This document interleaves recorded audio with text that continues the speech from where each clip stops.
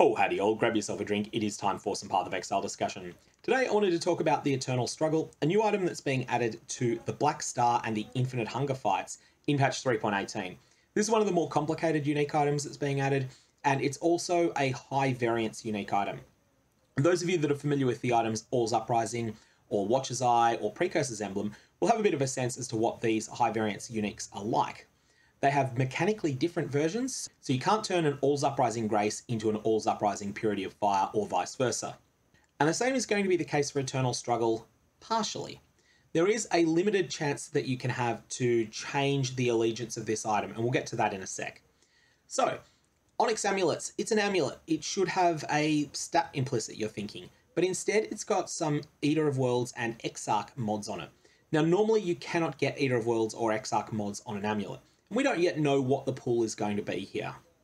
What we've got here is a second bottom tier movement speed roll. That is Searing Exarch on boots. That would be a greater Eldritch Ember that would provide that on boots. And then we have 9% increased mana reservation efficiency of skills. That is a third bottom tier Eater of Worlds mod that would normally go on a helmet.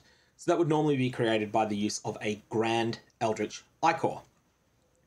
And so you can see that this is taking mods from unusual pools that wouldn't normally go together and producing something pretty impressive with them. You get a huge gob of stats on this, which of course I at first thought, hey, that's great with Crystallized Omniscience, and then I realized, facepalm, you can't equip this and Crystallized Omniscience at the same time because they're both amulets.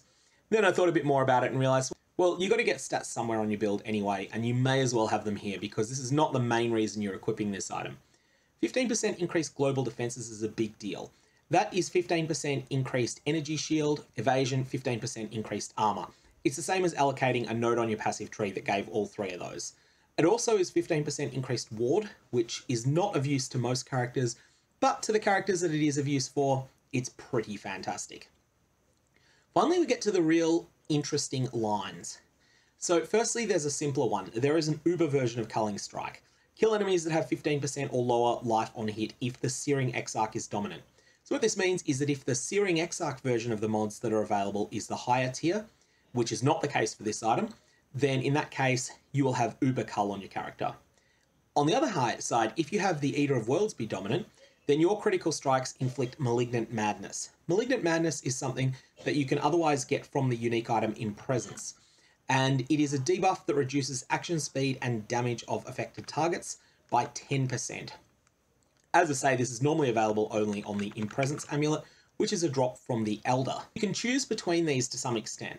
It's not really that you've got free choice between them, because you need to find a copy of the Eternal Struggle that is dominant the way you want it to be. But this item will probably be around a fair bit, because there's going to be a lot of invitations to the Black Star and also to the Infinite Hunger that get generated. What if you get one that has the wrong affinity to it? So let's say that you get that you really want Uber Cull on your build.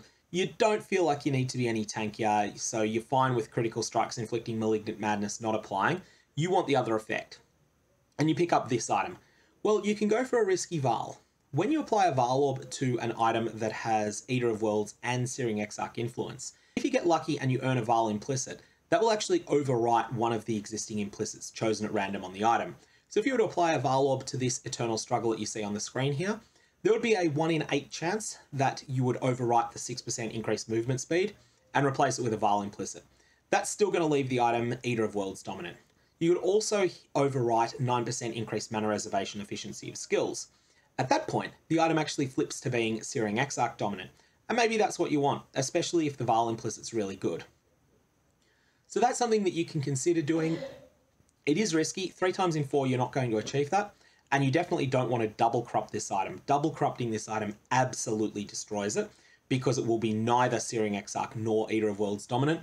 It will instead just have 2 Val implicits on it instead. And then you're looking at a total brick.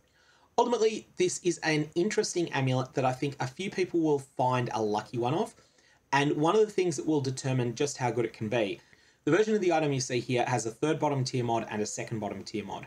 Is it possible, perhaps, to find higher tier versions of this item? If that's the case, and we don't know as yet, then this might be even better. But a lot of those Eldritch implicits can be really good, especially if you can get crazy things like drop Brittle Ground while walking, or strikes target 1 additional nearby enemy, or some of the most powerful build enabling of the Eldritch implicits that exist. Anyway, that's all I've got. May your Varlobs have interesting results, especially if you do use them on Eternal Struggle.